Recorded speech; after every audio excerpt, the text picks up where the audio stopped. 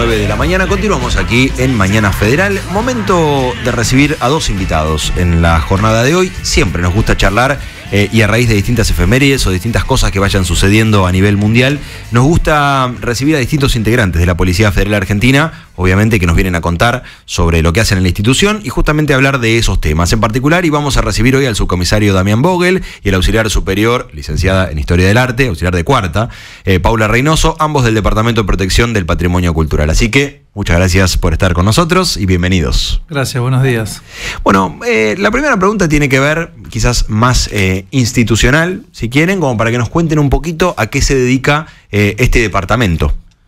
Bueno, el Departamento de Protección del Patrimonio Cultural, que depende de la Dirección General de Cooperación Internacional, es una unidad operativa que realiza investigaciones para prevenir y para luchar contra el tráfico ilícito de bienes culturales. Son todos los delitos que son cometidos contra este tipo de objetos en particular. Bien, cuando hablamos de patrimonio cultural, digamos, ¿qué engloba, por ejemplo? Bueno, pueden ser distintos bienes. Generalmente estamos acostumbrados a pensar en cuadros, esculturas, sí, pero también arqueología, paleontología, lo que puede ser una cerámica antigua, restos fósiles. Okay. Digamos, restos, por ejemplo, a veces cuando son declarados, por ejemplo, ciertas armas, como el sable de San Martín, quizás que es bastante conocido. Sí. Entonces nosotros tenemos que trabajar un espectro bastante amplio. Claro, claro. Y en ese sentido, quizás es algo un poco más técnico que por ahí podemos charlar después, pero en caso, por ejemplo, de que haya huesos o, digamos, que tenga que ver con fósiles, en una excavación, digamos, no es que cualquiera pueda hacer cualquier cosa con esos huesos, sino que hay que avisar en caso de que se encuentren, por ejemplo, ¿no? Exactamente, sí. La persona que haciendo algún tipo de trabajo en su vivienda o alguna empresa, un desarrollo inmobiliario, llegasen a encontrar restos arqueológicos o paleontológicos, lo que deberían de hacer es avisar a las autoridades, tanto policiales, en este caso pueden avisar a nuestro departamento, como también al organismo de aplicación. Hay una ley específica sobre esto, que es la 25.743, que protege estos dos ámbitos, estos dos espectros,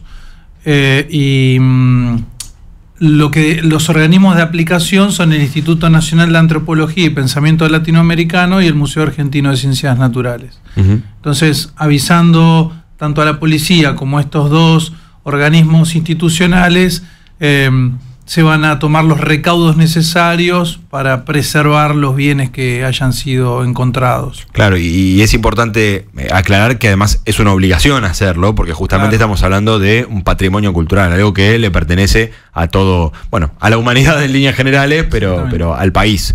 Y en ese sentido, bueno, hoy es o se celebra, en realidad no hoy, pero se celebra el Día Internacional contra el Tráfico Ilícito de Bienes Culturales.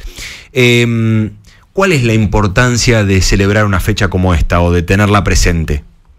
Esta fecha se celebra desde el año 2019 y fue declarada por UNESCO, que es el área que se ocupa de Naciones Unidas de cultura, específicamente en nuestro caso nos compete.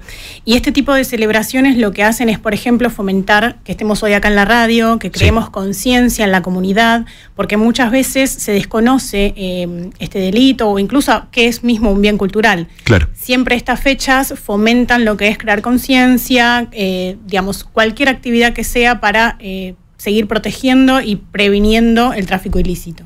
Digamos, ¿es común? Uno que está absolutamente afuera, digamos, del tema, ¿cuán común es el tráfico ilícito de bienes culturales?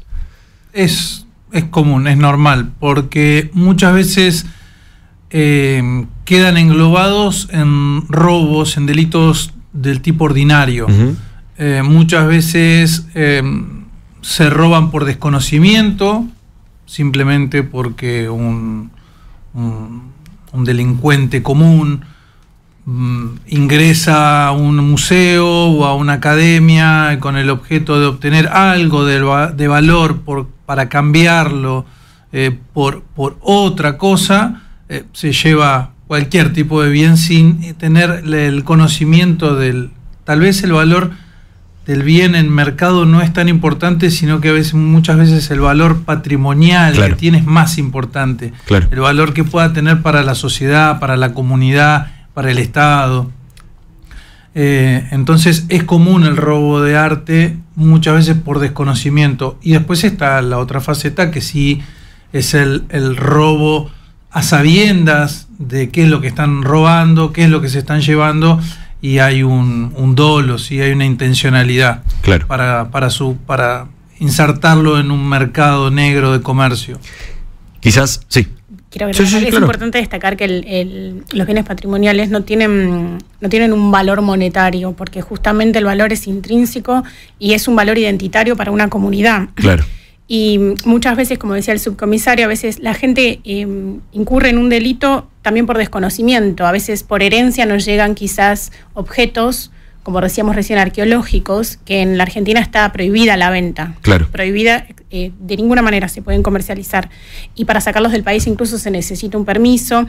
Entonces a veces uno por desconocimiento recibe esa herencia y quizás la quiere vender, y ahí está incurriendo en un delito. Claro. Claro, sin saberlo. Sin saberlo, pero estás incurriendo en un delito.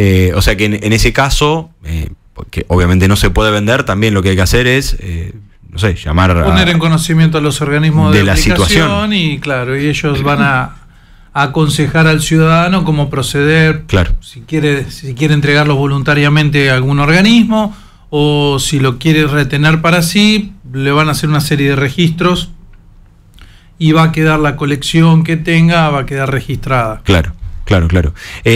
Porque quizás también tiene eso, el desconocimiento hace que alguien que, por ejemplo, recibe una herencia de algo y tenga miedo de declarar porque dice, uy, pero esto es ilegal, entonces no, digamos, el tema es no venderlo. Después uno puede llamar, puede tener más información sobre el tema, que se anote, digamos, hay otros caminos que en definitiva hacen legal esa situación. Claro. En la Argentina, estamos hablando de arqueología y paleontología, sí. Existe un registro de tenedores. La gente puede tener unas piezas, tiene que estar registrado, claro, pero el Estado es el legítimo dueño, claro, de la arqueología y la paleontología, y también quien permite que salgan o no del país. Claro. Siempre con fines educativos, científicos o para una exposición. O sea, permiten tener la posesión, pero en realidad le pertenecen al Estado. Sí. Perfecto. Y nos decían que, claro, es cierto que se hace más común o más visible cuando se producen hechos particulares en donde se roba una obra, o bueno, como pasó no hace tanto tiempo en un museo en Francia.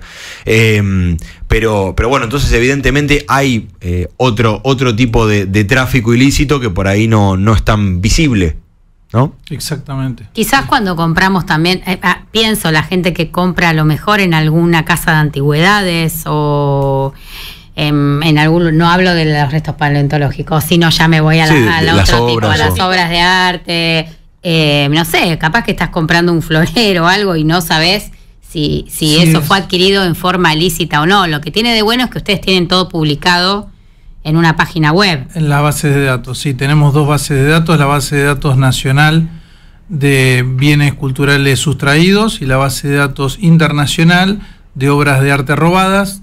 Las dos son de Interpol, y ahí se publican todos los bienes que han sido robados y que las autoridades judiciales nos dan el permiso, ¿sí? Porque todo esto se hace con autorización judicial para poder publicarlo, y tienen carácter de secuestro permanente, o sea, claro, nunca cae ese pedido de secuestro.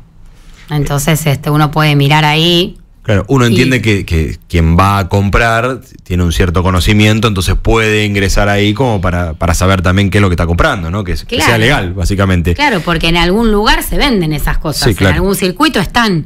Entonces está bueno que esté esa base de datos para quien quiera comprar de buena fe. Claro, porque puede estar la buena fe, sí, claro, ¿no? en este tipo de delitos, si se quiere. No todo es cometido a propósito, podés estar metido en algo sin querer. Bueno, mencionando un poco el robo que recién mencionabas de Francia, nosotros trabajamos, como mencionaba el subcomisario, en la Dirección General de Cooperación Internacional bajo la órbita de Interpol. Claro. Eso es lo que a nosotros nos da las herramientas para que se activen a nivel internacional entre todos los países que son miembros, alertas directas e inmediatas. Nosotros enseguida teníamos las comunicaciones de Secretaría General acerca del robo, qué se había robado.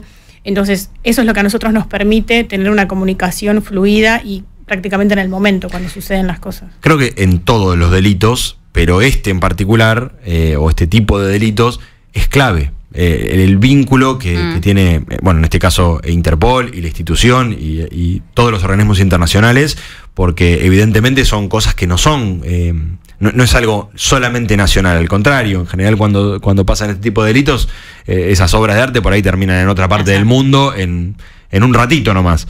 Entonces creo que la importancia, ¿no?, de ese vínculo y del trabajo constante con instituciones del extranjero. Es un delito transnacional y para nosotros es fundamental y necesario para poder trabajarlo, tener comunicación directa con organismos internacionales, con otros países miembros de Interpol, si no, no podríamos realizar la labor correctamente. Tal cual. Y además entiendo también que las legislaciones deben, me lo dirán ustedes, pero las legislaciones deben tener como algún nexo o algún parecido, y que todos tienen que tener conocimiento de las legislaciones de otros países justamente para lograr combatir este delito. Las legislaciones difieren muchas veces entre un estado y otro, pero lo que los hermana o los une son los convenios internacionales, ¿sí?, o los tratados internacionales que cada país firma, ratifica, claro, ¿sí?, y se adhiere.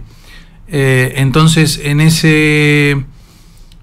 esa dirección, la Argentina, por ejemplo, adhiere a la convención más importante, que es la de UNESCO de 1970 y la de 1995 de UNIDROIT de París. Entonces, esas dos convenciones son las que nos dan más herramientas para trabajar contra el tráfico ilícito. Claro. Y como decía Paula, la virtualidad y la tecnología hoy en día es lo que más nos ayuda a nosotros a irradiar las alertas. Lo que sucedió en el Museo Louvre, tomamos conocimiento obviamente por los medios periodísticos, que es lo que más rápido se viraliza, pero inmediatamente Secretaría General de Interpol nos dieron aviso y nosotros podemos retransmitir esa alerta a los miembros del Comité Argentino de Lucha contra el Tráfico Ilícito, porque la Argentina tiene un comité multidisciplinario conformado por distintos órganos de Estado que trabajamos, intercambiamos ideas, participamos, hacemos colaboraciones, sacamos a veces un poquito las trabas burocráticas, claro, para trabajar. Y con la legislación que mencionabas también, este comité lo que hace es trabajar en conjunto, tanto académicos como las fuerzas de seguridad, pensando cómo se pueden ir mejorando, qué necesitamos, por ejemplo, qué necesitan los investigadores de la parte académica que pueden ayudar y viceversa. Claro, porque también entiendo que dentro de todo este delito también está, por ejemplo, la falsificación y cuando aparece, bueno, cosas truchas. Entonces, digo, debe ser una necesidad de un trabajo con especialistas, entre las fuerzas, con organismos. Creo que el trabajo conjunto es la clave en todo esto. Sí, el abanico es súper amplio del tipo de delitos que se cometen, claro, sobre patrimonio cultural o sobre el arte. Y nosotros nos valemos y trabajamos codo a codo siempre con los especialistas. No sé, si tenemos que hacer una pericia de arte, vamos a recurrir a algún museo nacional o alguna academia, vamos a solicitar la colaboración de ellos, y así con distintos ámbitos, porque nosotros somos funcionarios policiales, nos abocamos a hacer nuestra labor de prevención y represión de ilícitos. Los específicos son ellos y, claro, y nos valemos de su expertise, de su sabiduría para determinarlo. Está buenísimo y es absolutamente lógico, porque además el bien cultural como concepto es muy amplio. Entonces, exacto, creo que no hay nadie en la faz de la tierra que pueda saber de todo. Sí. Entonces está buenísimo tener como esa posibilidad de ir charlando con distintos profesionales. En este sentido, volviendo quizás a alguien que por ahí quiere, no sé si comprar algún bien cultural, algún cuadro, ¿qué cosas le podemos decir que estaría bueno que haga previamente, o qué cosas no tiene que hacer directamente? ¿Algún consejo, si quieren, o algún método para comprarlo? Si alguien quiere adquirir, ya sabe que arqueología y paleontología. Eso no. No.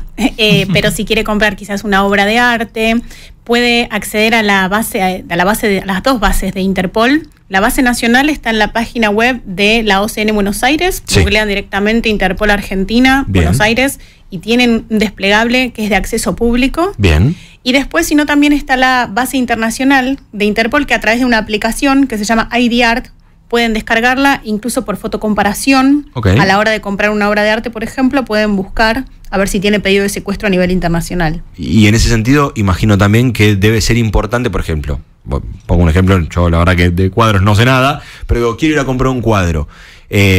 Certifico que no esté, digamos, con pedido de secuestro. También capaz está bueno llevar a alguien que sea especialista como para poder ver y que no sea una falsificación, aunque sea rápidamente, ¿no? Porque también imagino que eso también debe ser complicado darse cuenta.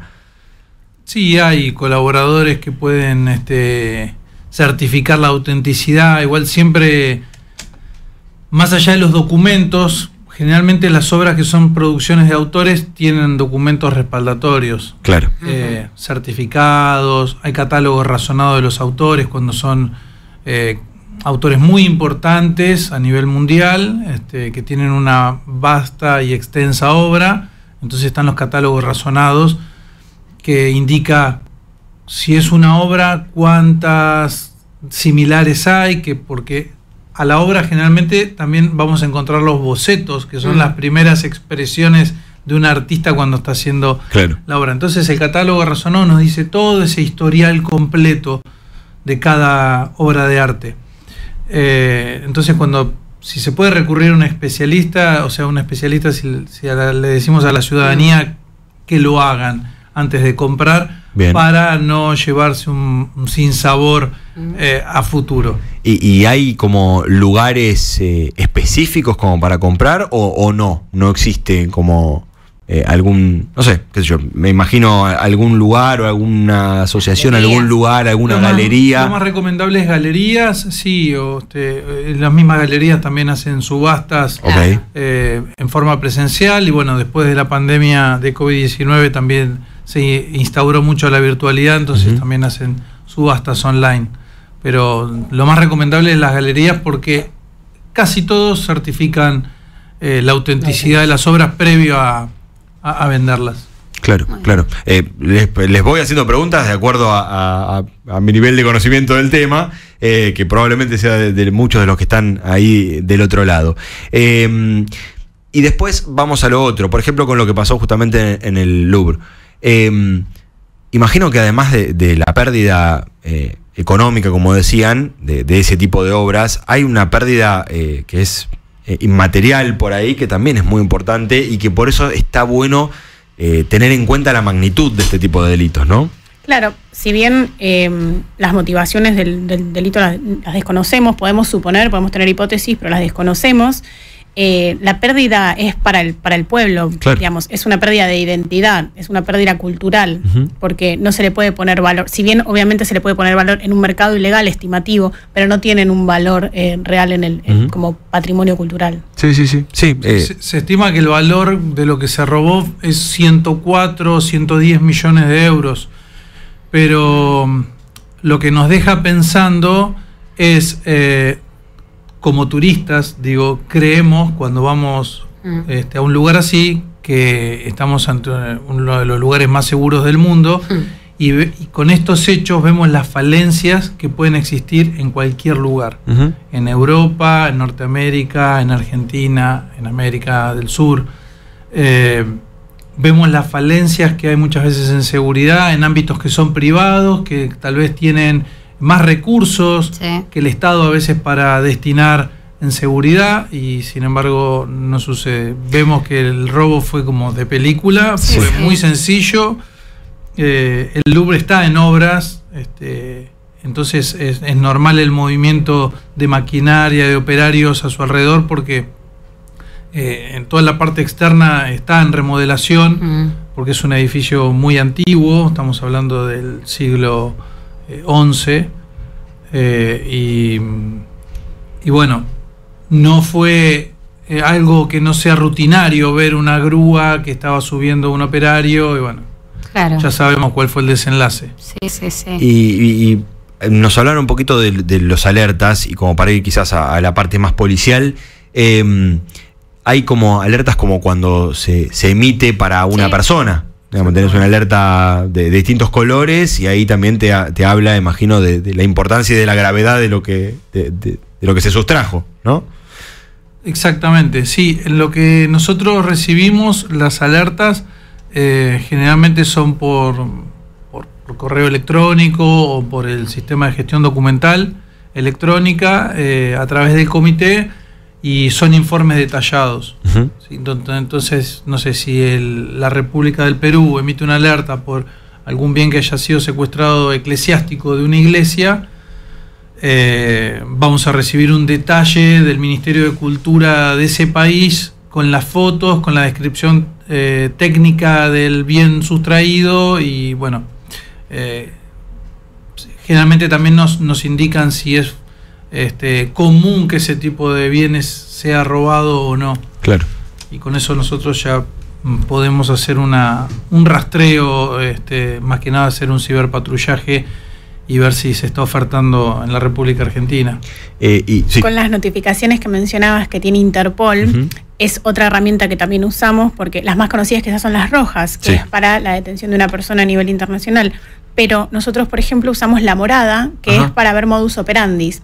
Y de esta manera compartimos con otros países la información acerca de, bueno, una nueva, por ejemplo, una nueva manera de esconder algún tipo de pieza. Una arqueología la hago pasar como si fuese un collar. Entonces, vamos descubriendo distintas nuevas modalidades, y es una manera también de estar vigentes. Claro. En distintas maneras que puedan ir surgiendo, con todas, no solo con arqueología, obras de arte, por ejemplo. Y de prevenir también para ese caso y para otros también, porque imagino que como todo va avanzando y cada vez se complejiza más el ocultamiento y todo lo que eso significa. Distintas herramientas para estar en conocimiento entre todos los países miembros de Interpol. Claro.